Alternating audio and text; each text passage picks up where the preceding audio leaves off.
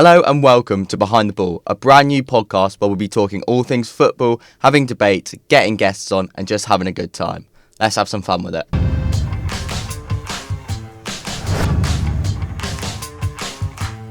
So Liam, at the time of recording, England game was yesterday. Poor result. What did you make of it?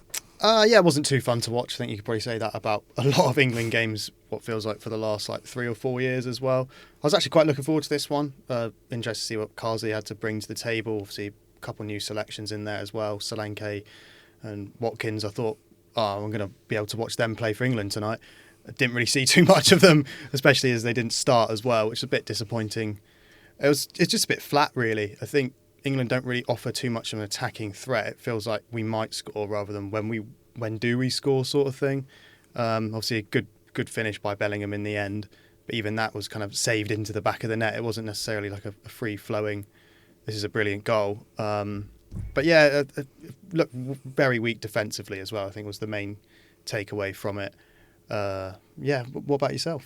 I feel like, not that we were set up for failure, but the fact we didn't set up with a recognised striker, especially in the first half, it felt as soon as we'd go forward, there'd be a lot of times where Gordon would get on the ball, he'd run down the left, Saka would get on the ball, run down the right, and you'd look into the middle and there's absolutely no one, because you've got kind of Bellingham, Palmer and Foden all occupying the same spaces, and it felt weird that with Kane out, that you didn't start a Watkins or a 𝗕𝗹𝗵𝗶 and give them a chance, because it felt like we had no focal point.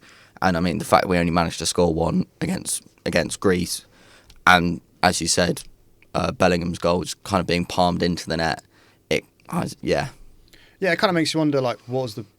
obviously, it's only one game in, so you can't get too carried away, obviously. But why would you select 𝗕𝗹𝗵𝗶 and Watkins if you're not going to start at least one of them? There's definitely positives to take. We certainly got in some good areas out wide, especially in the first half. But as you say, when there's no one leading the line, so to speak. There's no one who's always going to be in the box waiting for the cross. Gordon and Saka both like to go out wide, stay wide, and kind of then cut in very much in the final third. But if there's no one there, then it's not going to really come to anything. It's just not fun to watch England. You kind of I, especially myself, kind of end up going on my phone a little bit, and you're kind of looking around. What are the other scores? Oh, Greece have scored. Okay, 1-0 down. Not too great. Yeah, and I going into this international break, I wasn't excited because no one likes the international break, but I was kind of hopeful, thinking, it's 𝗕𝗲𝗵𝗶. We played really well against Ireland. It might be quite exciting, but it felt like we kind of resorted back to just flat, and it didn't feel the same under Southgate. But it was it had the flatness because of no strikers. We'd get into a good position, and then we'd turn around and we'd pass because there was no focal point, which, it can only be down to 𝗕𝗲𝗵𝗶. Yeah, it felt like there was a bit of a negative aura around the game last night, to be fair. I think after 20 minutes or so, you could kind of feel that, not that Greece wanted it more, but they were there for a purpose and to get points. And they obviously came away with that as well. It felt like England necessarily didn't bring the same intensity. Especially defensively, I thought we looked kind of quite poor, both of the goals. Clumsy's not necessarily the right word, but it does come across as that, especially when players are getting in each other's way and things like that. It's too easy, obviously, just to say that it was a couple of mistakes. But even with the 2 disallowed goals, you could see a lot of the play going down Trent's side. And I don't think that's necessarily Trent's defensive fault, because he's been asked to go to invert and to create, and he did that, especially in the first half as well. Created a lot of, from what I saw as well, long balls out wide and such. But yeah, I think it's going to be interesting to see what 𝗕𝗲𝗵𝗶 does going forward and how long he might be there for as well. Because he came out in the presser and said, "Oh yeah, I've got the next camp, and then hopefully I'll go back to the under-21s." And it makes the next camp feel a bit like, right, you don't want to be there, why would we want to watch, sort of thing. It makes it feel a bit kind of pointless, and it's kind of, we're already looking to who the next manager should be. Can we get them in quicker? Because no one wants a manager that doesn't want to be there. Yeah, and it's kind of like, well, if you don't want to be there, then why would I want to watch? Because it's not that fun to watch right now, and that's not anything against 𝗕𝗲𝗵𝗱 or anything, or England at all. But it's no, as you said, no one particularly likes international break as it is anyway. But as it kind of, again, the aura of negativity and how people see and perceive England is definitely going to be harmed a little bit by those comments. If it's not already at like a pretty bad place, I say it is right now, I think everyone's kind of awaiting the new manager, like not bounce, so to speak, but like that kind of fresh air. Southgate's gone. A lot of those players who have probably picked themselves under Southgate aren't necessarily going to get the same treatment now. What's going to happen with that? And obviously with 𝗕𝗲𝗵𝗱 saying that he's not going to be around for hopefully too much longer in his own words, kind of leads you to believe that, okay, well, is there going to be another significant change of, is 𝗕𝗹𝗵𝗃 going to get picked again? Who knows? Yeah, because a big thing that's been around kind of England lineups, and there was quite a lot of, not outcry, but with 𝗕𝗹𝗵𝗃 getting called up from Bournemouth fans, their reaction was, well, of course he's been called up, but of course as soon as he leaves Bournemouth and goes to Spurs, goes to a bigger club, he gets the call up. And kind of it raises the question, is there a big club bias, and could we fall back into that with a new manager? Yeah, I think there's undoubtedly a big club bias. I think you've seen it with, obviously, said his name quite a lot at the start of this, but obviously Solanke number one being there. I think Maddison's obviously received more of a look in now that he plays for Spurs. I think you've also seen that with Grealish. His Aston Villa form was really good, if not better than it was now he's at Man City. However, it feels like he's now more of an England thought now that he is at Man City. So yeah, I think there is a big club bias. What about yourself? I definitely think there is, and I think Lee Carsley saying he doesn't want the England job, I think it's a bit of a shame, because I found his kind of the place he called up, I found it really, really refreshing.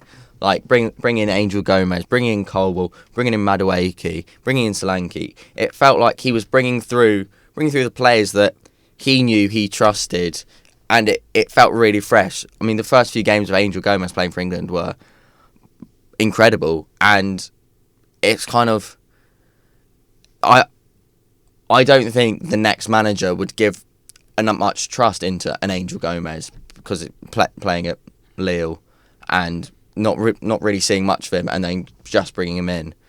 And so I think we could fall into another thing of like a Henderson getting called up again, just because he's a bit of a steady Eddie and a name.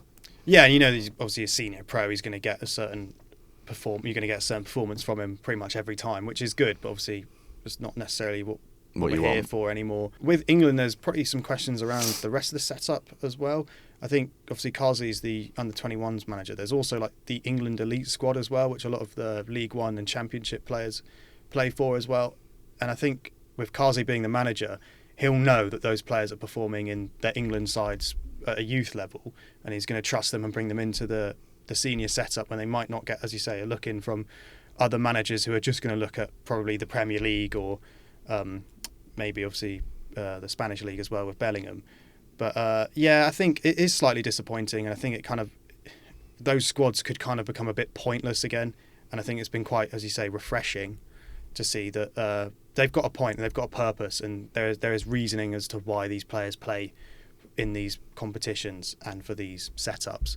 Is because there's a wider thing going on, not just something to do because it's the international break and they're English, so they may as well play for us in some capacity. Because I think that also kind of leads into the thing of international breaks, although they're not great, are made even worse by the fact that Saka obviously comes off limping for England last night. If you're an Arsenal fan, would you be too happy with that? I mean, we've lost the game and now the star player's injured. I mean, how do you feel about, what do you feel as though, how would you feel if Cole Palmer got injured, for example? Yeah, no, you'd be right. You'd be rightfully fuming going into the Greece game. I kind of thought, give Palmer limited minutes, because a qualifier that England are going to qualify for, you could start other players. You don't need to start your best players. But one thing I would say is Levi Colwill, in a game that we lost 2-1, felt weirdly like our shining star. Like, the goal line clearance was Thiago Silva-esque. The way he brings the ball out from defence. I think if Lee Carsley does leave at the next international break, I think one positive is he's brought in Levi Colwill, and I honestly think he has and will cement his place in the England starting defence next to John Stones probably. So, I mean, credit to him. Yeah, do you think that's also the end of the Maguire era as well? Starting, yes, but I quite like Harry Maguire. You know what you're going to get with him, and when you need kind of a physical presence, someone who'll get his head on the ball, he's also good with the ball at his feet. He's not the quickest. So he's someone that I would bring into kind of a competition fold.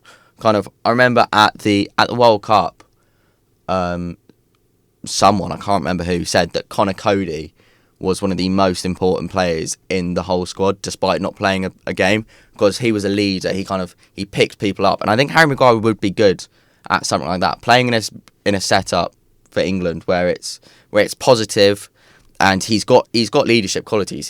He captains United through a pretty tricky spell for quite a few years. So I don't think it should be the end of Harry Maguire's England career, but I think it probably will be. Yeah, I'm hoping that the line isn't drawn and that's it forever, because for me, I think Harry Maguire has been one of the best defenders for England, certainly in recent years as well. He's been in 2 team of the tournaments at minimum, both the Euros where we got to the final and lost to Italy, and the Russia World Cup. Definitely he was in the team of the tournament for there. So this is a player who's good at international level, more than good. Obviously the club form kind of does take away a little bit from his selection. But I think if he gets regular minutes again in the Premier League especially, and is playing well, I don't see any reason as to why we shouldn't bring him back in, especially if we go to a manager who plays a back 3 or a back 5, because he really does thrive in those environments. Yeah, and I think with international tournaments, international football in general being so defensive, I quite like back 3 formations. And when Maguire was kind of the sitting, almost quarterback-esque defender, I thought he was really good, and he was a solid base for England to work from. Yeah, and we've also got 𝗕𝗲𝗵𝗱 to come back as well. Obviously, he didn't start last night either. So, interestingly, who would you say would be the go-to 2 centre-backs now? For me, if we're doing kind of a back 4, the 2 centre-backs for me would be 𝗕𝗲𝗵𝗶 and John Stones for the next World Cup, and then onwards I could see 𝗕𝗲𝗵𝗱 replacing Stones as when he eventually retires from international football. What about you? Yeah, I think we spoke about it before, but if you have 𝗕𝗹𝗹 at more of a left-back position, I think that, and especially under the 𝗕𝗲𝗓 formation and tactics, I think that allows a lot more defensive stability with Trent as well, because Trent is such a good creator. It's just such a shame that obviously it leads to a bit of defensive gaps, shall we say, whether that's his fault or not, and that's the system. And I think that could definitely benefit from another central defender in there as well. Yeah, so you're saying your back 4 would be 𝗕𝗹𝗹 left back, yeah, 𝗕𝗲𝗓, Stones, Trent. Yeah, that would be it for me. I see the vision. The only thing that I would have is, being a Chelsea fan, last season, watching 𝗕𝗹𝗹 play left back under Pochettino at Chelsea. He wasn't bad, but he was almost half the player that he was at centre back. I think he's a fantastic centre back, and I think he's becoming quite quickly one of the strongest centre backs in the Premier League. So I think it would almost be a disservice to him to play him out at left back. But then again, if you've got Trent or Reece James, if he's fit, inverting, and then they go to a back 3, then I could see it working quite well. Who would you want it to be if it's not Carsley? I think kind of the main front runners, whether you agree or disagree, I think, well, personally to start off with, I think the England manager has to be English. Yeah. I think if your country is in, I don't know, say the top 20 FIFA rankings, your manager should be from the country that you're from, because otherwise it's not really fair. It's like, it's like saying, England don't have a striker, let's just get Haaland because he's good. It's not how it should work. So I think the front runners, whether you would disagree or agree with this list, I think it's Eddie Howe, Graham Potter, Frank Lampard. Well, I did think it was Lee Carsley, but he's seemingly put himself out of the running quite bizarrely. And so I think it's mainly those 3. I think Eddie Howe, for me, is the obvious front runner. He's doing well at Newcastle. I mean, the worry would be that he doesn't want to leave. So you'd be in this weird scenario where you're kind of hoping he doesn't do very well at Newcastle and gets sacked. Yeah. But then I think with Graham Potter, tactically a very good manager. It didn't go well for him at Chelsea. I don't know if it's fair to say, but for me, it somewhat felt like he struggled with the big personalities, like a 𝗕𝗵𝗵𝗶. He came in, and I don't know why I'm signaling out Ziyech, but kind of, I guess this wouldn't be the case in England, but like the foreign players, he comes in and they just see him as the Brighton manager, and they go, "Who the hell are you?" sort of thing. So I mean, I don't know if the players would have that same point of view. Maybe they'd understand kind of the story and the grassroots and how he's come up through the divisions and respect it a bit more. And then with Frank Lampard, I don't think it's the right time for him. I think he should get another few jobs under his belt and do a bit better, because his first stint at Chelsea, that first season was some of the best, most enjoyable times I've had as a Chelsea fan. Kind of when you had that core of Tammy, Reece came through, Mason Mount. It felt amazing. It was some of the best times I've had as a Chelsea fan of recent times. I mean, before Tuchel, and kind of it's some of the most enjoyable football I've watched. And so if he can get himself back to a level like that, I think he'd be in a really good stead for the England manager role. But I think the way it kind of panned out at Everton, he kept them up, but it was they had to fight tooth and nail. And yes, the squad wasn't great, but still it wasn't the prettiest. And then when he came back to Chelsea, it was pretty disastrous. I think we won once, yes, the season was a write-off, but we still only won once. So I think for me, it's Eddie Howe, and the rest of the options aren't that attractive. What about you? Yeah, I think you kind of nailed it there. I think with Eddie Howe, is he going to leave Newcastle for the England job? Probably not. So as you say, you're kind of waiting for him to either get sacked or for something to go wrong to the point where he might want to leave off his own accord and then take the England job, opposed to just getting like directly poached, if you see what I'm saying. But I think Graham Potter, I would say, is my preference. I think tactically he's really good. I also think with players and, as you say, personalities and egos and whatnot, I think, he did struggle at Chelsea. And as you say, with that international aspect, it's harder to rein in a big ego from another nation when you can't necessarily might not be able to even speak to them on a one-to-one without a translator being there, or it be very broken down. So I think with the England setup, it would work a lot better. I feel as though people would go into the England setup and they respect it a lot more. I feel as though you can't necessarily have the biggest ego and expect you're going to play every minute and all of these things, because there's other senior pros there all coming from different clubs, and it's an amalgamation. It's harder to be a complete diva at international level, and I think we've kind of seen that, especially with all of the other big names and other big personalities. As soon as they go into their international setup, everything starts to quieten down a little bit, and they kind of just get on and play their football. I think Pogba is a good example of that. His performances for France were amazing, and we saw probably the best Pogba we've ever seen at international level. Not his ego was getting in the way of that at United, but it just kind of, everything quietens down. There's not contract talk. There's not, will he go, will he stay? Because they're always going to be there. They're playing for England. So I think that would come to Graham Potter's aid a little bit. Obviously, as you say, Lee Carsley out of the fold as well. I think Frank Lampard, again, maybe in the future. I wouldn't write it off. Yeah. I think Frank Lampard's a top bloke as well. But I think he's lost a bit of momentum as a manager, especially, as you say, Everton job didn't go his way. Should he have taken that? In hindsight, probably no. But going back to Chelsea again, I almost don't see that as a stint as a manager for him. I think he almost did that as a favour. Chelsea were desperate for a manager. They needed someone to come in who knew the club.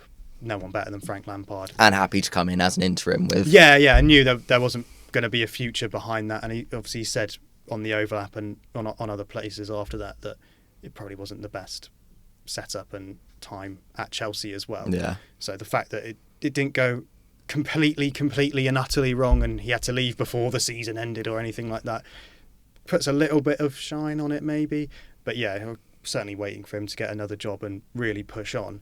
I think obviously another manager who might be considered as time goes on is maybe Wayne Rooney. I mean, it's very, very early, very, very early. But Plymouth seems to be doing a bit better. a kind of another manager who took the Derby job and then things started to go wrong outside of his control. And I hope that he can get some momentum. And I don't think it'll be long before a Premier League club, if he does well with Plymouth especially, I don't think it'll be long before a Premier League club takes a chance on him. I was quite impressed by his Derby kind of stint. Yes, got relegated, but they had 86 billion points deducted, and I thought they gave it a really good go. And if they didn't have the points deductions, they would have stayed up. I think the Birmingham job was cursed from the beginning, because they sacked Eustace when they were sixth, doing really well, and so it was kind of, he came in and the Birmingham fans sort of went, well, you kind of have to match it, and then obviously got relegated, and from that point on, it was a bit disastrous. I think if he does well at Plymouth, and he kind of, similar to Lampard, he needs to build kind of a steady CV of him continuously improving and doing better, gets momentum. And then, I really like Wayne Rooney. I think he's really funny. I think he's quite a relatable person. And so I think someone like that at England would do quite well. Yeah, and obviously I'm bearing this in mind for the next World Cup as well, so it's quite far away, and I don't think that'll be any time soon, don't get me wrong, but I think it doesn't take long before the FA will definitely start to consider place Rooney, essentially. Well, I think they'll already have people like Rooney, like Lampard, in their mind. Because I remember Gary Neville saying that as soon as he took the Valencia job, Dan Ashworth called him, being like, "This is a really good trajectory for you to get the England job. If this goes well, next few jobs go well. This is really good." I mean, obviously, it didn't go well, and Gary never wanted to manage again. But I think the FA have quite a good radar of managers that could potentially take the job. Yeah, and I think that they definitely look towards, and I think most international teams definitely look towards ex-players who obviously played for the nation, number one. 2, were quite successful. And then 3, I think it's all about being a man manager. The tactics aren't as important at international level. I think we've seen that quite a lot as well. I think someone like Rooney and someone like Lampard, I think they can bring people together, and I think we've seen that as well. So I'm hoping that whoever England go for next is not necessarily a super tactician, because we know that probably won't work, and it could lead to problems down the line. I think we kind of just want to see someone steady the ship, bring a bit of know-how, change up a couple of things so there's a bit of fresh air going into it. And then, hopefully kick on for the next World Cup.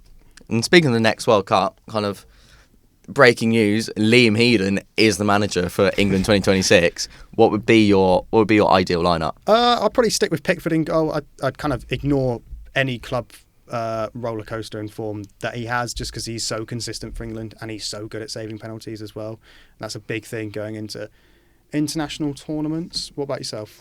It's Pickford. No one really comes close.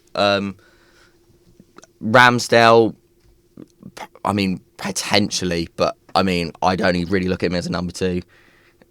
He'd need to get himself back to a top 10, top 6 club and start performing well for him to even, for there to even be talked about him replacing Pickford. Trafford, I think, again, will still be too early. I think his first season in the Premier League was pretty horrific, to put it one way. And Pope, I think, I don't know how to describe it, but something about Pope in an England kit, it doesn't feel right. Not doing it for me. So I'd go Pickford. Then moving on to defence. Yeah, I think Trent at right back for me. I think if Reece James becomes fit and stays fit for a period of time, however long that ends up being, might be able to contend with him. But I think Trent almost picks himself, especially as he might either stay at Liverpool, which is obviously a massive club, or go to somewhere else where he'd certainly be a massive name as well.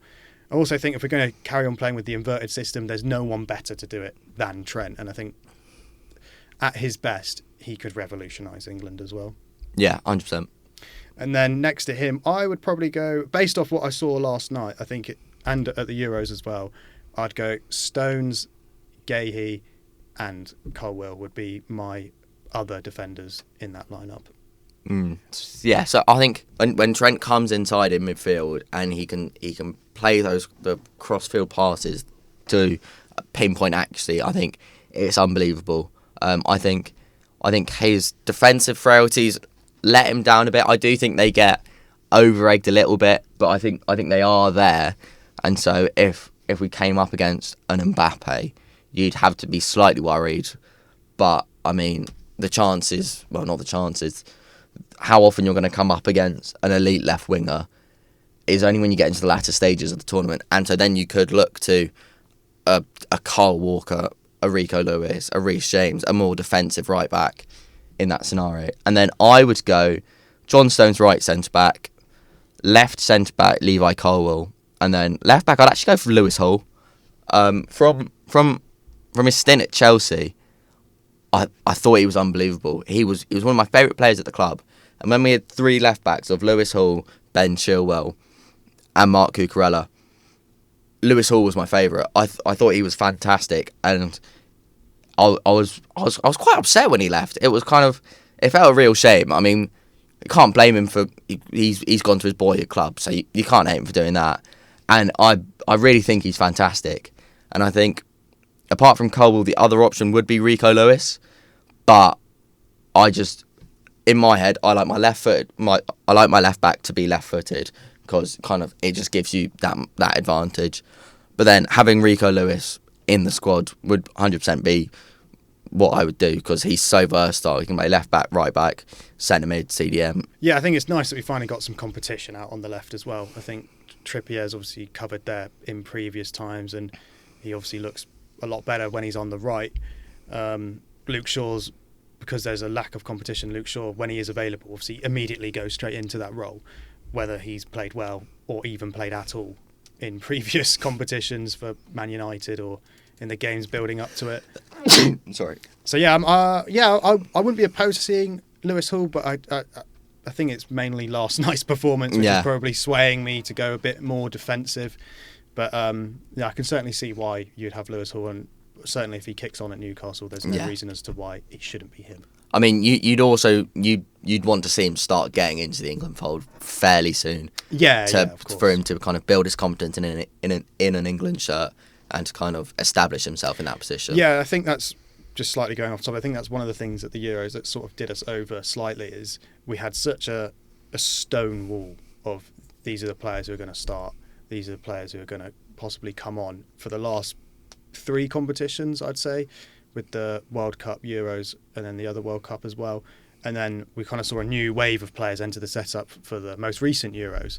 And I think you kind of need to see players solidify their place in the team before the competitions happened, because otherwise, as you say, they're going to be stepping up into an England shirt with no prior experience for England or very little minutes. I don't think that's ever going to get the best out of the players. Moving on to midfield, first of all, what formation are you playing for kind of to establish the midfielders? Yeah, well, I think we're kind of basing it off of, 4-2-3-1, would you say? Yeah, roughly. I'd probably say Declan Rice and Bellingham in midfield. I think Rice picks himself. He's definitely the best central holding midfielder we've got in the England setup by, I'd probably say, quite a long way at the minute. Yeah. Definitely a couple of other names that might be able to come through in time for the World Cup, but I'd say right now it's definitely Rice, although I really like Mainoo as well, and hopefully that he can keep pressing to try and knock off Rice. But I think to get Bellingham in the side, in the setup that I'd want to play anyway, I'd probably pick Bellingham, play him a little bit deeper, but obviously that does mean that you're knocking off Mainoo for now. I completely agree with you. I think it does pick itself. I think it is Rice as the holding and Bellingham as the 8. But I think kind of you could also kind of obviously predicting 2 years into the future here, but you could also Wharton's not had a great start to this season, but he could be pushing. Angel Gomez, as we said, could be pushing, but I think it is Declan Rice and Jude Bellingham. Yeah. And then moving out to the right, I think again Saka picks himself as well, especially if he keeps up the Arsenal form. He will definitely be the right-hand sided player for England. Although I think the big position is the 10. Yeah.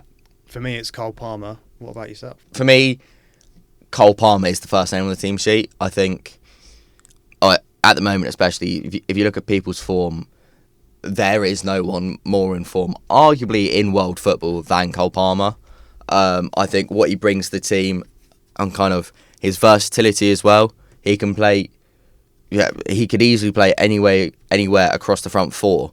But also, you see him for Chelsea, he drops deep. Like, he almost comes into the sixth position to pick the ball up from the defence and then sprays the ball out wherever it is. So for me, it's 𝗕𝗹𝗵𝗶. I think you'd also then be looking at Foden probably, and then Bellingham. But I prefer Bellingham in the 8, and I think for me that means that someone like a Maddison misses out. Yeah, I think also in my team, as when we get onto it as well, I also don't think Foden would start necessarily at the minute. That's not because I think he's worse than 𝗕𝗹𝗵𝗶 or he won't be able to be a better player than 𝗕𝗹𝗶 at all. I just think his England form right now is not the best. I think he probably first to admit that himself as well. Seems to be the general consensus as well. I think I saw something after the Greece game where it was the last 15 games have had no goals or assists, which is, considering some of the teams we play, is definitely not great. And then on the left, I'd certainly go for probably Gordon at the minute, actually. I think he's a fantastic player to have. Breaks through a lot of lines, creates a lot of stuff happens when Anthony Gordon's in the team, and a lot of stuff happens on the left, and I don't think that's a coincidence when he's playing. I agree with Gordon. I think he's a fantastic left winger. But something quite interesting for Newcastle is that the form of Harvey Barnes has moved Gordon to the right. That might be because Barnes is just much weaker on the right. So I think Harvey Barnes could be one to look out for, because his form to start the season's been really good. I think you're also looking at Grealish.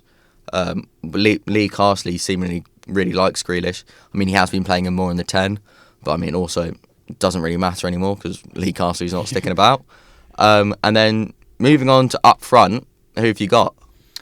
I'd definitely lead the line with Ollie Watkins right now. I think he's the most informed striker we've got in the Premier League. Obviously, there's Kane in the Bundesliga, but for me, I think we're kind of coming to an end of the Harry Kane era for England. And I think the performances at the last Euros, okay, he might have been carrying a little bit of a knock, but I think they kind of not spoke for themselves. It's a bit harsh, but I think we kind of saw the problems that come with having Harry Kane. I think we've got so many players right now for England who want the ball when we go forward, and they want it in a slightly deeper area. As you say, 𝗕𝗹𝗵𝗶 drops in quite deep. Harry Kane also does that, rather than I'd want an Ollie Watkins who is going to press high, push the defence out.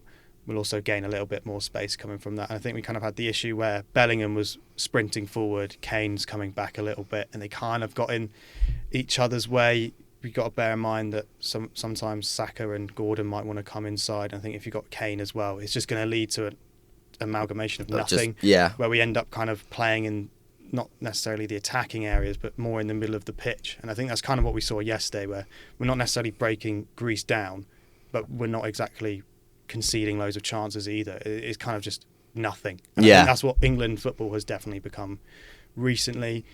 Obviously, that's not all Kane's fault, but I think picking Watkins ahead of Kane, for now anyway, in this 2026 future team that we've got, is definitely probably the style that I'd want to play as well. Yeah, and also if you look around kind of the different styles of play that teams play. If you look at Chelsea, like, you want to get the best out of 𝗕𝗹𝗵𝗶. How do Chelsea set up? They set up with two really wide wingers in Sancho and Madueke, who also, I mean, they could, if they keep up their form, they could make themselves options. And you've also got Jackson, who pushes the line out, pushes the defence up the pitch, also comes and gets the ball, dribbles with the ball, which is something that Watkins can do as well. And so if you're looking at getting the best out of players and systems, that you kind of have to like make an amalgamation of everyone's system. Saka is very wide, cuts in, similar to Madueke, and so you could kind of replicate that partnership that Palmer and Madueke have with Palmer and Saka, and then kind of Enzo Fernandez could be similar to Jude Bellingham, and so I think you have to play to people's strengths, and that's not what England did under Southgate at the last Euros. Kind of, it felt a bit like Southgate kind of went, right, everyone, all the fans have said, we want this. Here you go. This is why it doesn't work. And if he'd have done that for maybe the first game, the first two games, people would have gone, yeah, you know what, fair enough, do your thing. But because he stuck with it, it kind of went, okay, we were wrong, but kind of something needs to change. And the thing that did change was Kane kind of started coming off in the 60th minute, which I think, as you said, is kind of showing the future of England. Yeah, I think if, Kane coming off, not playing well before that as well, I think it's kind of just like, we're going to have to get to a new era at some point. It should probably be before the World Cup that we should start introducing this, because otherwise we're going to get to a point where is it just not going to repeat itself? Yeah. Sometimes the best player in a position doesn't start for their international side because it just doesn't work. Because sometimes you might have two ball-playing defenders who both want to play. You might not be able to have that. Therefore, one of them has to drop out. And it's kind of just that thing. I would definitely take Kane. Don't get me wrong. Yeah. And I think that maybe even coming off the bench, his lack of pace would show less as well, because he'd have more fresh feet, sort of, so to speak, fresh legs, definitely coming onto the pitch. Might be able to impact the game, kind of as we saw with Ivan Toney when he came on, just causes problems. And I think that's more of the role that Kane should take going into the next one, opposed to starting and then looking to be one of the first substitutions. I don't think that's right for the striker. I think that's almost like having your central defender come off at 60 minutes every game. That just doesn't really happen. And I think if that's your striker who you're looking, if he hasn't scored, to come off at 60 minutes, I don't think that's great for him as well. Yeah. I think that kind of compounded on Kane as well. It's not good for anyone's confidence. Yeah, if he knows he's not scoring and he's going to come off in the 60th minute, then you can see that negativity start to seep in slightly. Yeah, because kind of you'd also be clock watching, being like, oh shit, it's 58 minutes. I need to do something or I'm coming off. Yeah, exactly. And I think a phrase that always sticks in my mind with footballers is, it's similar to Jamie Carragher saying, leave the football before the football leaves you. But kind of always leave them wanting more. Like, I mean, to bring it back to Chelsea, Hazard left at the perfect time. He was at the top with Chelsea. Chelsea fans loved him. Everyone wanted him to stay, but he wanted that next move. And kind of, it was, if he'd have stayed 2 or 3 more years and then kind of became really injury prone, and kind of people like, oh, we kind of want you out the door, but it's a little bit awkward. Yeah. Leave them wanting more. Kind of leave the football before the football leaves you. Yeah, no, and I think we're sort of at that point where people don't want Kane to play, certainly not to start as well. So he's already got the records and some other things like that. I reckon whilst he's enjoying it, keep him there. But I wouldn't start him for the next World Cup. No, neither would I. And on that bombshell, thank you for watching, and don't forget, get behind the ball.